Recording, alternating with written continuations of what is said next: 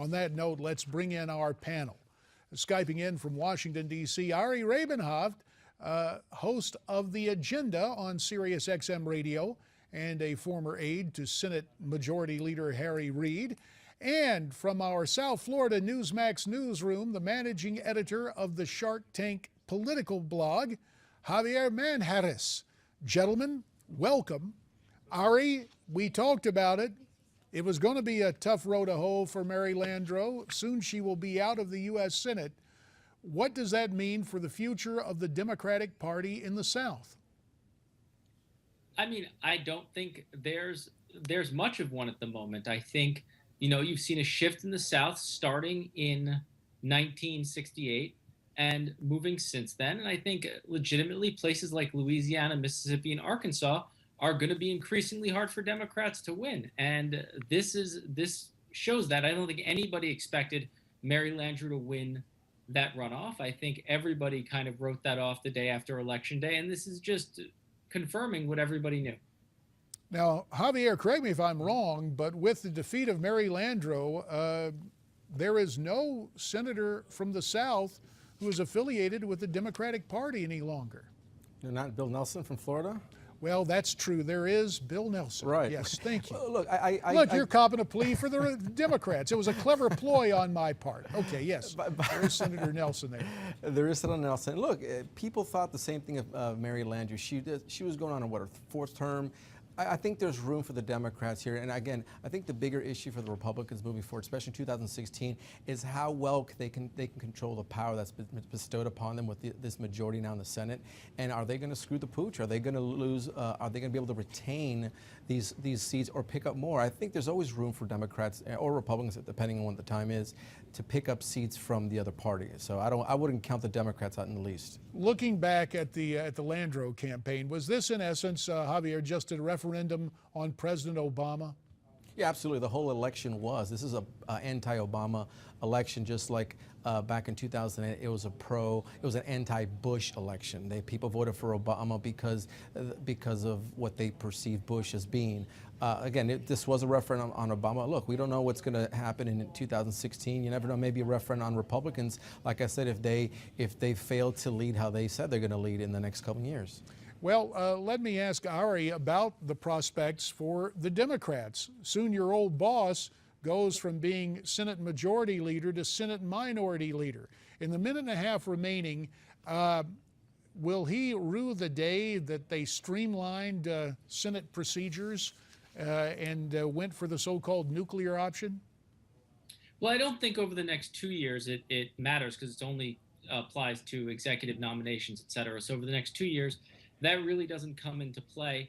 I think looking to the future, you have a map in 2016 that's fairly favorable to Democrats. So I don't think they'll rue that day at all.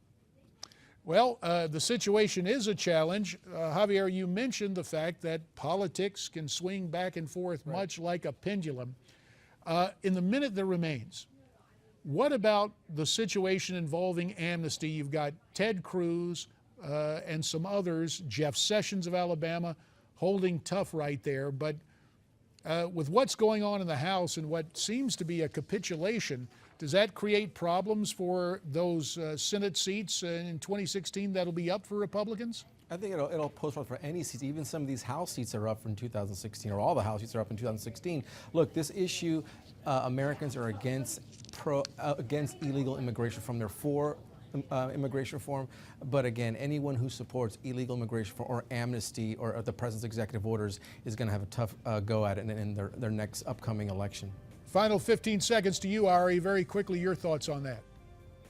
Look, I think, frankly, if I were Republicans, I like the plan, and I'm speaking as a Republican. I think pushing that debate off till March is I'd go to war with the bigger numbers, and they have bigger numbers in the new year. A little tactics, some help from a Democrat for the Republican leadership. There's more ahead with these gents. Stay with us.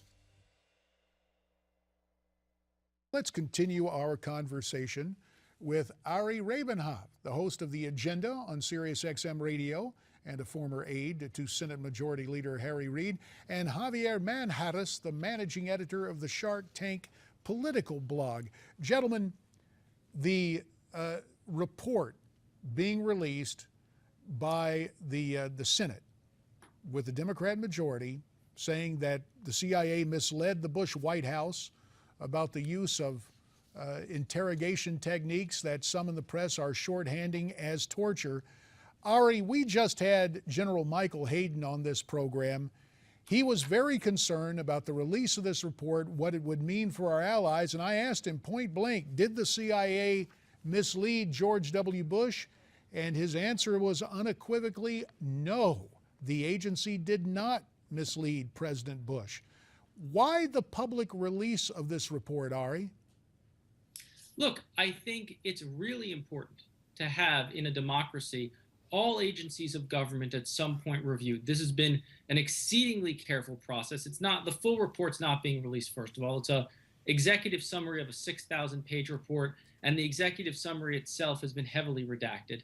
So it's not, and with consultation with the Obama White House, who frankly I think has been a little too hard on the black pen in this case. And look, the answer to Michael Hayden, I didn't see your interview with him. I saw him out in the media a little bit this weekend, and he keeps saying this will create tension, this will create problems. Well, the answer is don't violate U.S. policy. The answer isn't don't disclose your violations. No, the answer is don't violate the policy to begin with. I listened to your answer, Ari, and I just have to go to Javier on this. The notion of playing beyond the rules, not what General Hayden said went on at all. There is a debate in a political context as to what was being utilized.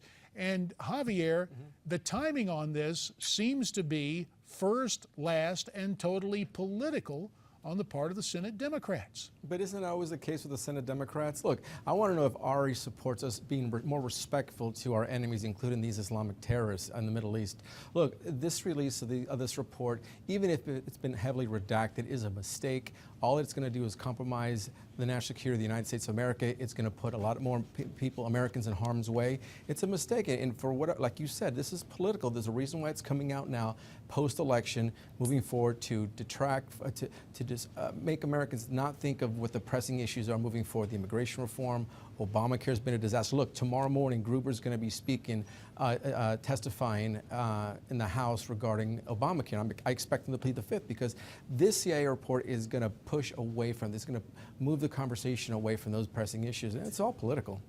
Well, mindful that there is a political component, Ari, you have a former Senate Democrat, now Secretary of State, John Kerry, call on Chairman Feinstein not to release the report.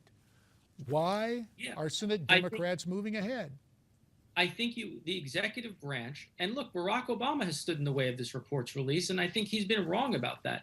And I think playing against the idea that this is political, look, this has been an argument between the Intelligence Committee, which, the staff of the Intelligence Committee in the Senate and House actually is one of the most professional, nonpartisan staffs out there, even when they work for partisan members. They're people who dedicate their careers to that. And too often, the staff of that, in my opinion, has been too in the tank for the intelligence community. In this case, the intelligence community went so far that the staffs of those committees have said, whoa, this is actually important enough.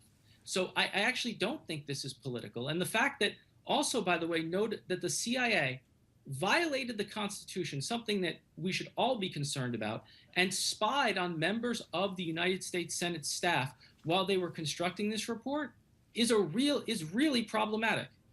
All right, last word, Javier. Listen, hey, let's speak about executive orders. I'm all for an executive order here if you can make it to keep CIA information being released. How about that? How about it, Obama? I don't think you're going to see that. What we have had here is an invigorating discussion. Ari Rabin-Havt in Washington, D.C., Javier Manjarres in our South Florida Newsmax newsroom.